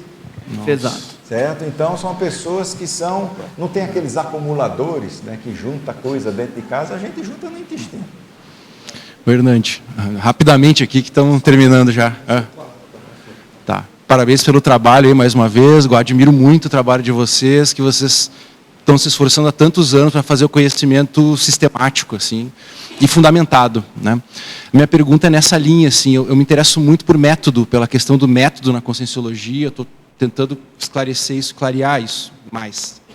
E eu vejo que a entrada de dados, né, básica do trabalho de vocês é uma entrada qualitativa. Né? São descrições, e é isso que alimenta todo o sistema de vocês, são descrições qualitativas. Né? Mas no processo de objetivação, há uma espécie de quantificação aí. Né? Ao menos você colocou assim, os números, né, de relatos aproveitáveis, etc. Então, a minha pergunta é assim, você diria que vocês trabalham com o método quali-quantitativo, ou é mais quali, ou é mais quantitativo? O que você acha? Olha, até eu conversando com 2 pessoas que entendem, uma foi a Mariana, sim. Certo? E a outra foi um estatístico lá de Goiânia, e eles até estavam recomendando até alguns softwares, né, que são utilizados para análise qualitativa. Né, quali. Exatamente isso, para você ter que talvez seja melhor aplicado para as pesquisas nossas, né, dentro da própria conscienciologia, principalmente aquelas que utilizam muito relato, né, até de resposta para questionário, essas coisas. E o que a gente estava tentando fazer para pelo menos você entrar num ambiente mais universitário, você utilizando aparelhos, os aparelhos, a tendência, né, é mais para quantitativa. Né? Então a gente estava tentando, nós puxamos um pouco mais para a parte quantitativa, querendo transformar alguns aspectos qualitativos em aspectos quantitativos. Então ficou quantitativo. Certo? Mas está muito mais puxado para o lado quantitativo do que qualitativo. Nesse momento, mas nós já recebemos recomendações e a gente está até, né, vendo pessoas que tenham muita experiência, né, com as pesquisas qualitativas, principalmente com softwares que são utilizados nessa área para facilitar demais. Que eu acho que a fundamentação do nosso conhecimento conscienciológico, tem muita relação com a forma com que o dado é coletado. Isso é um diferencial, né? Então, por que vocês, por exemplo, vocês fazem uma descrição não indutiva dentro do campo, por exemplo? Isso é uma peculiaridade, é uma especificidade da conscienciologia. Esse tipo de... Então, a confiabilidade desse dado, ela vai irradiar o conhecimento todo. Exato. Então, isso é uma coisa que eu acho que vale a pena a gente dar atenção para isso, né? Talvez justamente o qualitativo seja um aspecto importante aí. Exatamente. O que a gente está esperando, né, o pessoal aí que manje muito disso, a gente está querendo formar um grupo de pesquisadores que a maior dificuldade que a gente está tendo é com o pessoal que lidar, né, com a questão dos métodos e principalmente com a parte estatística. Sim. Que é o quanti. Para nos orientar melhor, porque quando a gente vai buscar fora, as pessoas olham aquelas questões nossas ali, o cara não entende nada, certo? E principalmente termos, algumas coisas, né? Então, tinha que ser gente dentro, né, da própria conscienciologia, porque você já queima uma etapa, né, que é o conhecimento daquilo que está sendo feito, né? Agora, eu acho que Ectolab é um estudo de caso interparadigmático sensacional, ótimo. Eu acho muito instigante o que vocês fazem. Tá, obrigado. Nós não somos contra, né, os questionários, certo? Que são aplicados, né, vamos supor, um pouco mais direcionado. Então, sinalética, energética, você marcar o xizinho, mas não é contra aquilo. O que a gente quis foi, dentro de um rigor maior, né, a gente tentar eliminar qualquer coisa que induzisse as pessoas a uma resposta. Porque se você deixa lá, a pessoa fica constrangida, né, de deixar em branco, pelo menos chuta, né, um negocinho, deixa eu preencher aqui, né, para não dizer que não... errei os 6 números da cena, deixa eu chutar um aqui, né? Certo? Nós evitamos isso, né? O Hernande, uma coisa que eu estive dentro de um período, você começou a pesquisa no ano 2006, não é mesmo? Bom, eu estive em um período dentro desse 2006 até 2013 com você aí na pesquisa para a cirurgia. E eu queria te perguntar, porque em definitiva uma das coisas que eu tirei em conclusão, em respeito à conclusão, uma pré-conclusão que eu quero que você me confirme, a respeito da coleta de dados e também do grupo de amostra, ou seja, das pessoas, da consolidação do grupo que participa dentro da própria dinâmica. Ou seja, o que eu tenho notado em um determinado período, que na medida que um grupo foi se consolidando e que ao mesmo tempo tirávamos das pessoas aquele talvez em princípio medo a passar vergonha com escrever suas percepções e tudo mais, e isso ia se superando pela própria confiança do grupo, pela própria consolidação do grupo, os dados começavam a fluir muito mais e a coleta de dados começava a ser um pouquinho mais, a tender a ser mais específica. Não era somente dizer eu vi uma consciência masculina, sino já era um negócio de tentar entrar mais no detalhe da percepção e tudo mais. Em definitiva, eu te pergunto, você, do conjunto de toda essa experiência que você teve, como você trabalharia um grupo de pesquisa para justamente coletar os dados dessa forma? Repare, na hora que você for pensar em pesquisa, o ideal é que o grupo ele seja aquele grupo, pelo menos um grupo coeso ali. Certo? O Valdo até chegou e disse, olha, o ideal para se estudar ectoplasmia, se estudar um parapsiquismo para valer, é você ter no máximo aqui 20 pessoas que sejam repetitivas, sempre aquelas mesmas pessoas, tá certo? Então, mas como eu falei, né, como a pesquisa é terciária nos nossos objetivos e sim assistência, o que a gente nós deixamos aberto que muita gente que ia lá, essas pessoas também faziam assistência através do rapport que ela tinha. E quando a gente recebia um visitante, agora em aspecto de pesquisa, repara como é que é importante, os 20 eu conheço, vinha gente de fora que a gente nunca tinha visto, e você acertar no parapsiquismo de uma pessoa que nunca você viu, nunca conversou para dizer que você sabia alguma coisa da pessoa, isso, o resultado, tem um efeito de positividade tão grande porque você não tem condicionamento nenhum. Aparece a pessoa pela primeira vez. Me apareceu uma pessoa lá, aí tinha uma concierge que era contadora de história. E toda hora aparece, né, uma concierge que conta história, né, por aí. Né? É uma coisa raríssima. Aí nós perguntamos para a pessoa, tem alguém que você conhece e que era contador de história? Ela chegou e disse, eu fui contadora de história, paguei a minha faculdade porque eu ficava, né, meu trabalho era contar história para criança. Agora, quem era a concierge que era o contador de história? Era o pessoal que trabalhava com aqueles parapsicodramas. Certo? Eu cheguei e disse, olha, tem provavelmente, quer dizer, pelo menos de informação que a gente tem, que não é objetiva, que pode ser interpretação minha, mas se eu captei um negócio que não é comum, que está ligado a você, que eu não sei quem é você, certo? Eu não sei do seu histórico, então provavelmente esta concierge tem muito contato com o negócio de assistência extrafísica, mais básica, que é para despertar as pessoas através do parapsicodrama. Quem sabe se você dá uma estudada, né, escreve sobre parapsicodrama, já que você tem aí alguém que trabalha perto de você, que tem experiência, né, com o assunto.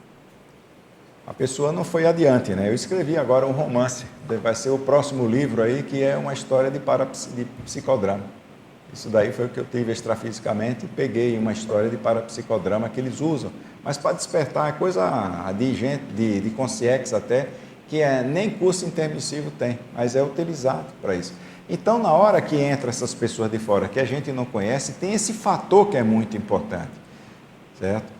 Mas o ideal mesmo para o desenvolvimento e tal seria um grupo fechado, de 20 sempre, aqueles mesmos, porque aí entra no que você está falando. A pessoa vai se alinhando ao método e vai se soltando até parapsiquicamente. Então tem os dois lados, né? A gente está puxando mais para assistência, mas eu acho que ela ia falando lá em cima. Eu queria dar os parabéns para a equipe toda, né? Muito bom trabalho. Achei que culminou com esse livro, mas a gente sabe que é um trabalho longo, que tem muitos frutos ainda, né, Hernandes, para desenvolver, né? Então, a minha pergunta está relacionada à questão da síndrome ectoplásmica e essa questão que você trouxe dos fatores estressores, né? A gente sabe que tem N fatores estressores, mas dentro do próprio campo da paragenética, a gente nota que pessoas sob o mesmo estímulo têm respostas diferenciadas, né?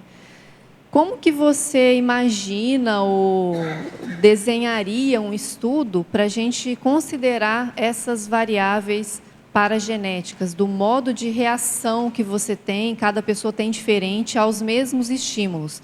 Vamos supor, dentro do processo parapsíquico, dentro de um campo, dentro de uma assistência maior, enfim. Olha, quando a gente foi fazer a pesquisa, para você fazer assim, né, um estudo, uma pesquisa, você tem que ter um foco, né? Então, o nosso foco foi esse. Mas todos os relatos estão lá. Ali desdobra na quantidade de pesquisa que cada um queira fazer, certo? Nós tínhamos mais ou menos, se eu não me engano, eram 23 variáveis que podiam ser estudadas ali, certo? Só que se a gente for estudar tudo isso, você acaba tendo um leque muito grande. Então, nós fomos estudando a sintomatologia, né?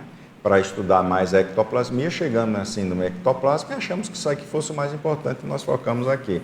Alguns casos, algumas pessoas nos procuraram também para ver o próprio desenvolvimento parapsíquico dela.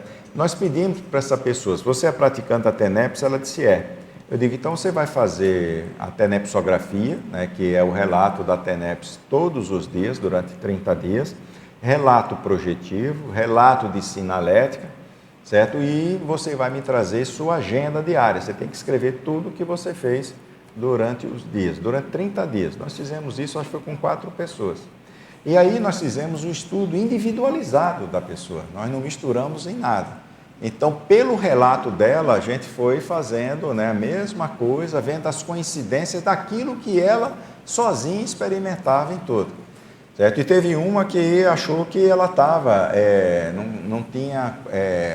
estava sem capacidade de fazer desassim. E chegava na TENEPS, ela pagava.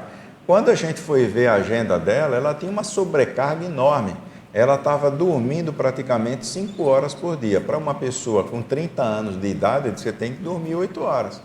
Eu disse, como é que eu vou dormir 8 horas? Eu digo, qual é o horário da tua TENEPS? Não, eu durmo da meia-noite às 5 e 5 horas fazer a TENEPS. Eu digo, por que você não faz a TENEPS às 7? Ele disse, mas tem outras coisas para eu poder fazer. Eu disse, olha, mas a prioridade que você tem aí, no teu caso, é diminuir o seu cansaço. Então, prioriza o seu sono para a gente ver. Certo? Agora, depois não teve acompanhamento, mas dá para você ver, muitas vezes em projeção, se a pessoa tem muito relato de projeção, muitas projeções trazem dados de vidas passadas dela. Certo? O relacionamento, qual é o foco maior das suas projeções?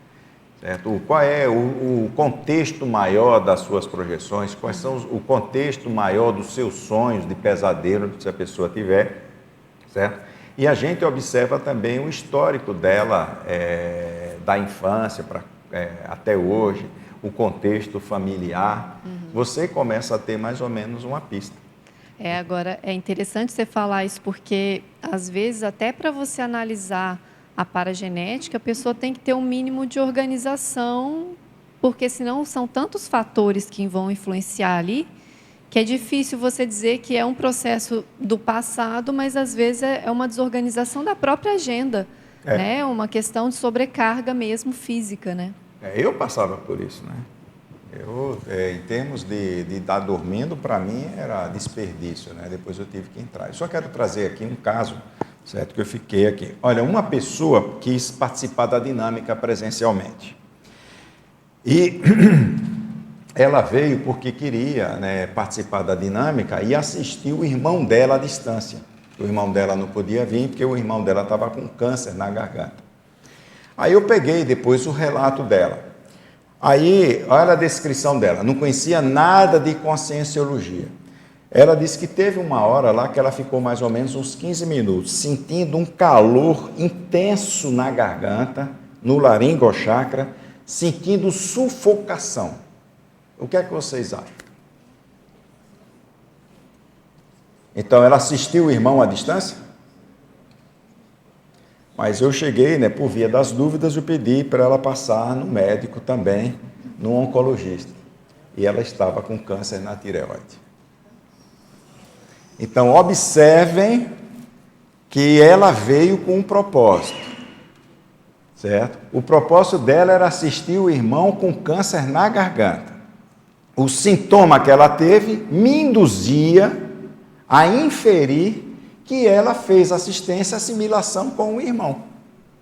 Pode até ter sido feito. Mas, por via das dúvidas, o sintoma foi tão intenso na pessoa, o histórico na família dela de câncer é um absurdo, certo? Aí eu cheguei e disse, olha, a melhor coisa para tirar qualquer dúvida é você fazer o exame. Foi fazer, estava com câncer na garganta e não sabia. Certo? Então, para você ver o quanto que é importante a gente ampliar, certo? Porque senão a gente vai achar que tudo é processo energético, que tudo é questão de assimilação e tal. Aqui pode ser, mas tem um caso, a gente já pensou, ia ser o quê? Tudo indica o mais provável que seja um processo de assimilação. Então, é assimilação tranquila. Então, quando ela ia descobrir o câncer na garganta, mais avançado. Foi para São Paulo, fez radioterapia e resolveu lá o problema dela. Isso é parente minha. Isso aqui é um caso que veio aqui. Ela veio de Aracaju, estava de férias por aqui, veio participar, aproveitar. E o irmão dela estava lá porque estava tratando, não podia vir. Foi assistida. E foi exatamente isso. Agora, se eu chego, minimizo o sintoma dela para ela poder investigar alguma coisa nela, porque tudo indica que seja assimilação, que ela veio com essa intenção e provavelmente teve alguma coisa para poder estar assistindo aí à distância, a gente simplesmente ia negligenciar um aspecto desse. Então, temos que tomar um cuidado danado. O horário aí, só para já lá em cima. Deixa eu passar aqui só para o último para a gente encerrar, tá joia? Só observação. Você justamente teve a isenção porque você não queria provar nada.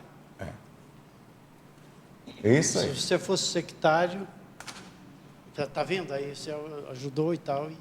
Exato. E outra coisa é o seguinte, é isso que ele está falando, a gente não está querendo, está estudando tudo isso, mas não é querendo provar, certo? Esse negócio, não, eu tenho que provar, não, você vai estudar e está acabado. E dali você vai desenvolver suas coisas, você não vai estar provando nada. E uma das questões, até que eu coloquei desde o começo, é o seguinte, apesar de eu ser o epiconde lá da dinâmica, tem mais 3 epicons, nenhuma dessas interpretações é baseada nas percepções do epicon. Nós misturamos as percepções de todo mundo, diluímos no meio de todo mundo e avaliamos o conjunto. Porque na hora que a gente tira isso, a gente tem um aproveitamento melhor. Não tem esse negócio de você ser epicom e você então é a palavra final do negócio. Se eu fizer uma besteira dessa, em termos de pesquisa, eu estou perdido. Eu não vou entender nada. Que teve muitos casos de percepção de pessoas que tiveram lá pela primeira vez, que foram muito mais intensos e muito mais importantes para a gente, certo? Do que se fosse percebido por nós. Então, na hora que a pessoa não conhece aquilo, é um visitante, não tem experiência e traz um dado tão importante, o peso para aquilo é muito grande porque ela não tem o condicionamento que a gente tem, certo?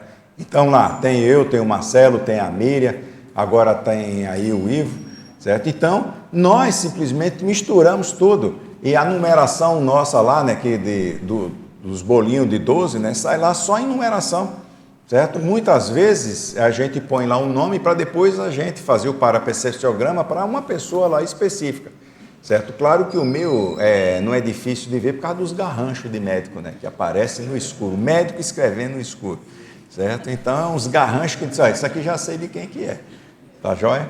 Mas a gente evita também esse tipo de condicionamento.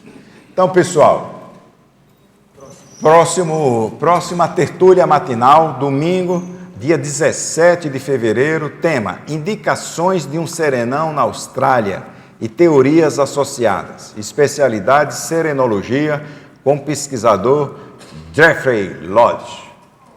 Olha ele lá em cima. Você viu que o cara está sereno, né? Obrigadão, pessoal.